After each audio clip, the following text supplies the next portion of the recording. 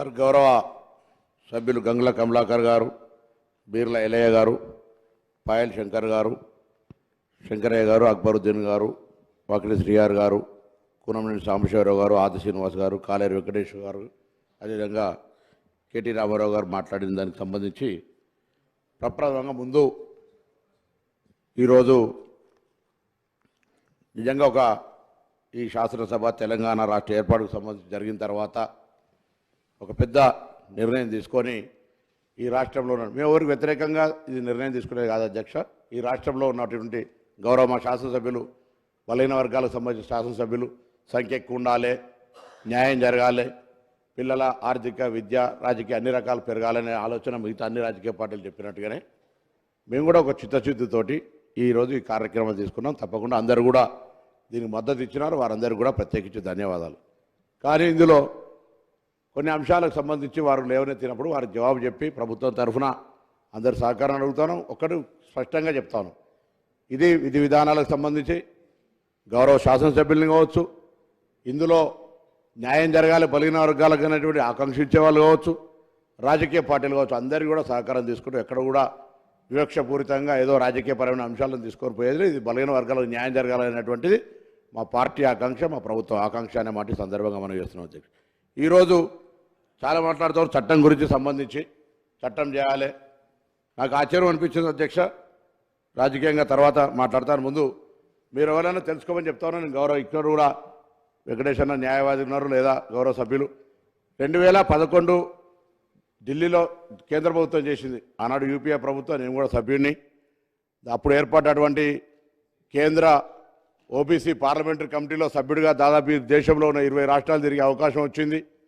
తప్పకుండా బలహీన వర్గాల పట్ల ఒక కమిట్మెంట్ ఉంది. డిగ్రీ చదువుకునే విద్యార్థి రాజకీయాల్లో ఆనాడు మురళీధర్ కమిషన్ లోపల మరి కార్యక్రమం తీసుకున్నప్పుడు మరి తెలుసు పరిస్థితి, మండలం పేరు మీద కమ్మటలను తీసుకొచ్చినటువంటి పరిస్థితుల్లో కూడా మండల్ గెలవాలని కోరాడుకున్నటువంటి వాళ్ళ ఆనాడు నుంచి వచ్చిన బిడ్డగా నేను అందరికీ కోరుతాను, గౌరవ సభ్యులు కూడా సభను కూడా 2011లో కూడా ఎటువంటి చట్టం చేయకుండానే క్యాష్ సెన్స్ జరిగిందవా, ఇది ఒక ప్రభుత్వ నిర్ణయం. ఈరోజు కూడా మీరు ఎవరు కూడా అనుమానపడాల్సిన అవసరం లేదు. చట్టానికి సంబంధించి కావచ్చు, చిత్తశుద్ధి ముఖ్యం. 2014లో అధికారంలోకి వచ్చిన తర్వాత సరే ఎవరు మంత్రులు ఉన్నారు, బీసీ వెల్ఫేర్ మంత్రులు ఎవరు ఏంది అనేది కాకుండా ఈ రాష్ట్రంలో 130 కులాలుండి 29% విద్యా ఉద్యోగ రంగాల్లో ఉన్న తర్వాత కూడా స్థానిక ఎన్నికల లోపల బీసీ రిజర్వేషన్ శాతం జరుగుతోంది అధ్యక్ష. కానీ చిత్తశుద్ధిగా మరి మిగతా అన్ని వీటికి సంబంధించి చేయాలనే ఆలోచన ఎప్పుడు రాలే. గౌరవ మాజీ మంత్రి గారు నాకు ఆశ్చర్యం అనిపిస్తూ ఉంది, కులగణనకు సంబంధించిన ప్రభుత్వం చేసింది ఆ రోజు, దాన్ని బయట పెట్టమని అన్నాడు. అడుగుంటే ప్రభుత్వంలో ఉండి కోరితే క్యాబినెట్లోనన్నా కనీసం అడిగితే బాగుంటుండే. అది ఎప్పుడు కూడా బయటికి ఇంతకుముందు అక్బరుద్దీన్ గారు అన్నట్టుగా మేము కూడా అడుగుతాము, దాన్ని బయట పెట్టి ఈరోజు ప్రభుత్వ ఖర్చులతో జరిగింది, దాన్ని బయట పెట్టాలని కూడా ఈ సందర్భంగా కోరుతా ఉన్నాం. తప్పకుండా మేము కూడా ఆ అంశం తెలియజేస్తామని అడుగుతాం అధ్యక్ష. తర్వాత పిల్ల గుట్టక ముందే కుల్ల గుట్టినట్టుగా అన్నట్టుగా మంత్రి గారు అనేకమైనటువంటి మేనిఫెస్టోలు ఏం పెడతాను ఏం చేస్తున్నాం అధ్యక్ష. ఒక్కొక్క మాట చెప్తే చాలా అంశాలు ఉన్నాయి. ఈరోజు బలహీన వర్గాల మంత్రిగా ఒక కార్పొరేటర్ బలహీన వర్గాల సీటును వేరే వ్యక్తి తీసుకుని గెలిచిండు అనే దాని మీద కలెక్టర్ ప్రొసీడింగ్ ఇస్తే కూడా ఒక బీసీ మంత్రిగా ఆ బీసీకి అన్యాయం జరిగే విధంగా స్టే చేసినటువంటి పరిస్థితి మీకు నేను రికార్డుతో సాగిస్తాను. ఈ పరిస్థితులలో నేను ఒకటే మళ్ళీ కొడతాను, రాజకీయాలకు సంబంధించి ప్రసంగం మీదలుచుకుంటే అనేక మీదలుచుకుంటాం. కానీ ఈరోజు మనం ఏం చేసినాం, మన అధికారంలో ఏం జరిగింది అనేటువంటి మాట తీసుకునేటువంటి ప్రయత్నం కూడా చేస్తే సార్, ఈరోజు తెలంగాణ రాష్ట్ర ప్రభుత్వంలో 10 సంవత్సరాలుగా ఫెడరేషన్స్ చేసినారు అధ్యక్ష. అనేకమైనటువంటి కుల ఫెడరేషన్స్ ఉన్నాయి. ఇంతకుముందు మన పాయల్ శంకర్ గారు మాట్లాడినారు, ఆత్మగౌరవ భవనాలు ఉన్నాయి అధ్యక్ష, ఒక రూపాయి ఎవరికి ఇవ్వలేదు అధ్యక్ష. అంతేకాదు బీసీ కార్పొరేషన్ నుంచి 2018 ఎన్నికలప్పుడు 2023 ఎన్నికలు బీసీ బంధు పేరు తప్ప ఎన్నడూ ఆ ఆర్గనైజేషన్ పనిచేయాలి, ఒక రూపాయి కేటాయించలేదు అధ్యక్ష. ఇది రికార్డు. అదేవిధంగా 2014 నుంచి 2023 దాకా వీళ్ళు ఇప్పుడు చెప్తా ఉన్నారు సంవత్సరానికి 20 కోట్లు ఇస్తా ఉన్నారు, 1,00,000 కోట్లు కావాలని. మొత్తం 9.5 సంవత్సరాల లెక్కలు దీవని అడుగుతా ఉన్నారు అధ్యక్ష. మీరు బడ్జెట్లో ఎన్ని 100 కోట్లు ప్రకటించుకున్నారో మొత్తం 23,000 కోట్ల రూపాయలు ఖర్చు తప్ప ఈ రోజు వరకు 9.5 సంవత్సరాల ఈ ప్రభుత్వం బీసీలకు ఇచ్చినటువంటి ఖర్చు 23,000 కోట్లు మాత్రం అధ్యక్ష. మీరు రికార్డ్స్ ఉంటే అన్ని రికార్డులను వెరిఫై చేసుకోమని చెప్పి సమాధానం కోరుతాను. అదేవిధంగా ఈరోజు ఎంబీసీలకు సంబంధించి ముచ్చట వచ్చింది అధ్యక్ష. ఎంబీసీలకు సంబంధించి 1000 కోట్ల ఆర్భాటంగా ప్రకటిస్తే నిజంగా కూడా నేను ఒక బలహీన వర్గాల బిడ్డగా చాలా సంతోషపడ్డా. మా ఎంబీసీలకు సంబంధించి 1000 కోట్లు వచ్చినాయని అధ్యక్ష 1000 రూపాయలు కూడా ఖర్చు కానటువంటి పరిస్థితి. ఆ కార్పొరేషన్ చైర్మన్ వేస్తే ఆ కార్పొరేషన్ చైర్మన్ ఒకసారి ఇంటర్వ్యూ తీసుకొని ఆయన బాధ చెప్తారు. ఈ పరిస్థితుల్లో ఉన్నటువంటి సందర్భంగా మనం వాస్తవికంగా మాట్లాడాలి, వాస్తవికంగా న్యాయం చేయాలని చెప్పిన అందరూ కూడా అఖిలపక్షాన్ని పిలుస్తాం, బలహీన వర్గాల శాసనసభ్యులను పిలుస్తాం, మాజీ శాసనసభ్యులను పిలుస్తాం. ప్రతి ఒక్కరిని కూడా వాళ్ళందరినీ తీసుకొని ముందుకు పోయేటువంటి విషయం లోపల తప్పకుండా ఈ కార్యక్రమం తీసుకుంటామని చెప్పి నేను ఈ సందర్భంగా కోరుతా ఉన్నాను. మాట్లాడతారు డిప్యూటీ సీఎం గారు మాట్లాడతారు.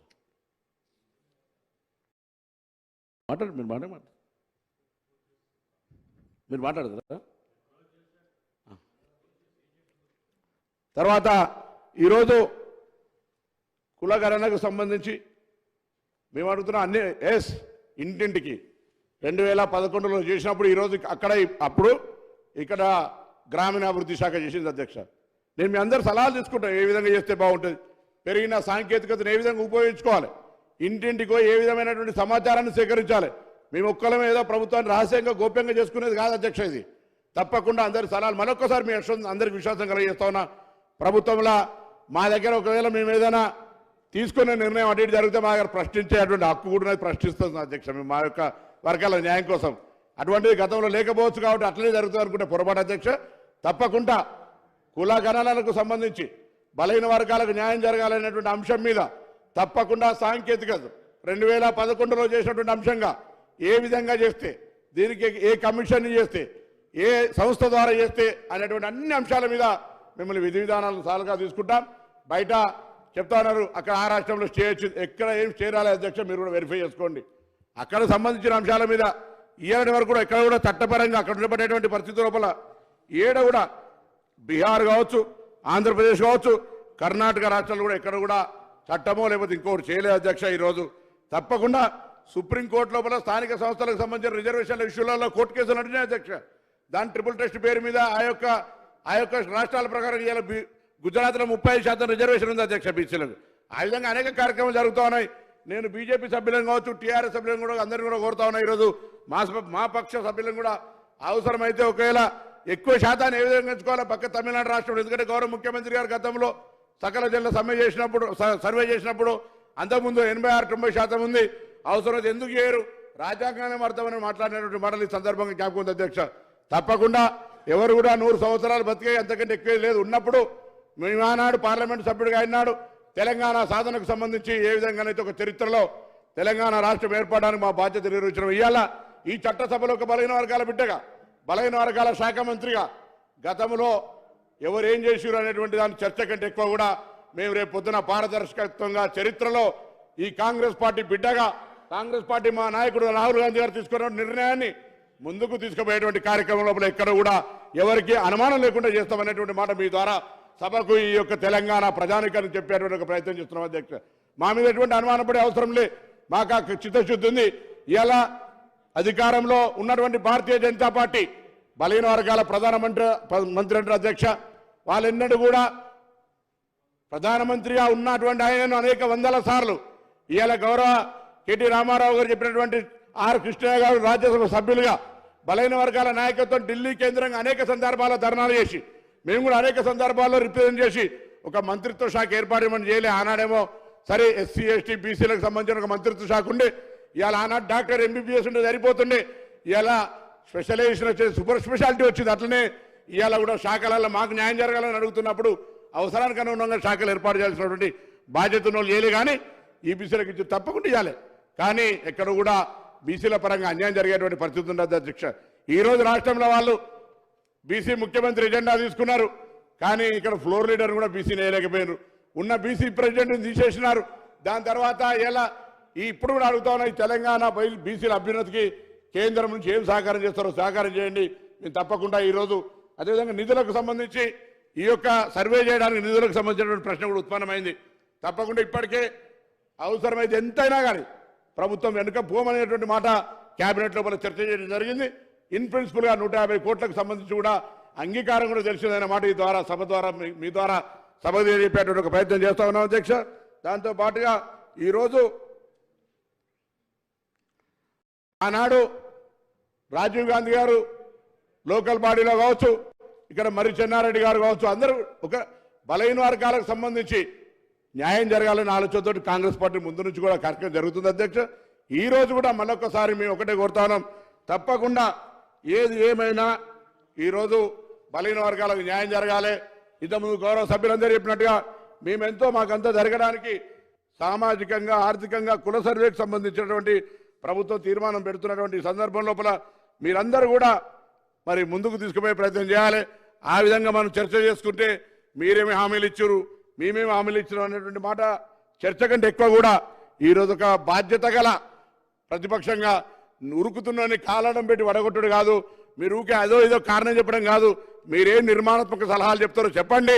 నిర్మాణాత్మక సలహాలను స్వీకరించడానికి ఈ ప్రభుత్వం సిద్ధంగా ఉందనేటువంటి మాట సందర్భంగా మనం చూస్తున్నాం. అది కాకుండా రాజకీయపరమైన విమర్శలకే పరిమితం కావాల్సుకుంటే ఇలా ఎక్కువ నేను రాజకీయపరమైన అంశాలను తక్కువగా మాట్లాడే ప్రయత్నం చేస్తా ఉన్నాం. కానీ జరుగుతున్నటువంటి మాటల్లో వాళ్ళు మాట్లాడినటువంటి జవాబు చెప్పాల్సింది కూడా చెప్తూ తప్పకుండా మరొక్కసారి మీ ద్వారా ఈ సభ దృష్టికి తీసుకొని వస్తా ఉన్నాం.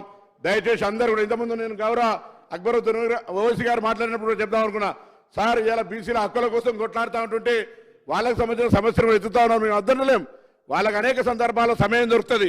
కానీ ఈ యొక్క సందర్భం బలహీన వర్గాలకు సంబంధించినటువంటి న్యాయం చేయాలనే సంకల్పంతో ఈ రాష్ట్రంలో ఈ సర్వే జరగాలని కోరుకుంటా ఉన్నాం. ఈ సర్వే రాజకీయంగా ఎదగడానికి, ఈ సర్వే ఆర్థికంగా ఎదగడానికి, ఈ సర్వే సామాజికంగా ఎదగడానికి ఉపయోగపడే విధంగా మా కార్యాచరణ ఉంటుంది. అందులో అనేకమైనటువంటి సాంకేతికమైనటువంటి అంశాలు తీసుకుందాం. మారుతున్న కాలానికి అనుగుణంగా రేపు ఈ సమాజంలో మేము కూడా భాగస్వాములమే. ఈ సమాజ నిర్మాణానికి సంబంధించి ఆనాడు తెలంగాణ ఉద్యమంలో బలహీన వర్గాలు ఏ విధంగా అయితే పాత్ర పోషించారో రాబోయే కాలంలో తెలంగాణ నిర్మాణానికి కూడా ఉండాలని కోరుతూ సభ్యులు గౌరవ సభ్యులు చెప్పినట్టుగా ఒకవేళ రాజకీయ పార్టీలు అందరూ కూడా అంగీకరిస్తే బీసీల సంఖ్య పెరగడానికి ఒకవేళ కేంద్రంలో చట్టం లేదు కావచ్చు, మీరు చట్టం చేసి సభ్యుల సంఖ్యను పెంచే ప్రయత్నం చేయండి. అందరికీ న్యాయం జరగాలి, ఎవరి హక్కును ఎవరు గుంజుకునే అవసరం లేదు. ఇవాళ బలహీన వర్గాలు ఇంత శాతం ఉన్నారని చెప్పిన వాళ్ళు బలహీన వర్గాల సంక్షేమం కృషి చేసేటువంటి అవసరం ఉందనే మాట మనం చేస్తూ ఆ దిశలో మా నాయకుడు రాహుల్ గాంధీ గారు తీసుకునే నిర్ణయానికి అనుగుణంగా జితనే ఆబాది ఉత్తనే ఇస్సాదారి అనేటువంటి కార్యక్రమం తీసుకునే భాగంగా ఈరోజు తెలంగాణ రాష్ట్రం ఈ ప్రభుత్వం ఈ యొక్క కార్యక్రమం తీసుకొని ముందుకు పోతా ఉంది. ఇది దేశానికి ఆదర్శం కావాలి. ఈ యొక్క కార్యక్రమం దేశవ్యాప్తంగా భారతీయ జనతా పార్టీ సుప్రీంకోర్టులో అఫిడవిట్ ఇచ్చింది. ఈ యొక్క సర్వే ద్వారానైనా వాళ్ళు భవిష్యత్తులో మనసు మార్చుకొని దేశవ్యాప్తంగా బలహీన వర్గాల సంఖ్య కుల జనగణన చేసి దేశంలో బలహీన వర్గాలకు న్యాయం చేసే విధమైనటువంటి కార్యక్రమాలు తీసుకొచ్చే విధంగా ఇది ఒక వేదిక, ఇది ఒక మార్గదర్శి కావాలి తెలంగాణ అనేటువంటి మాట సందర్భంగా కోరుతూ తప్పకుండా ఈరోజు గౌరవ సభాపతి గారికి ఈ సందర్భంగా ఈ యొక్క కార్యక్రమాన్ని బిల్లును ఈ యొక్క తీర్మానాన్ని ప్రవేశపెట్టినటువంటి సందర్భంగా మీకు మరొకసారి ధన్యవాదాలు తెలియజేస్తూ అన్ని రాజకీయ పార్టీలకు హృదయపూర్వకంగా ధన్యవాదాలు తెలియజేస్తా ఉన్నా. అందరూ ఏకగ్రీవంగా గట్టిగా ఇది భవిష్యత్తులో మీ సలహాలు సూచనలు ఈ కార్యక్రమ నిర్వహణకు సంబంధించినటువంటి అన్ని రకాలతో ఓపెన్ మైండ్తో ఉన్నాం. మీరు ఎప్పుడైనా ఏ బేసిజన్ లేకుండా ఒక తమ్ముడిగా ఈ సభలో చిన్నవాడిగా నాకు సలహా సూచనలు ఏమని చెప్పి ఈ సందర్భంగా ప్రతి ఒక్కరిని కోరుతూ అందరికీ హృదయపూర్వకంగా ధన్యవాదాలు తెలియజేస్తా ఉన్నాను.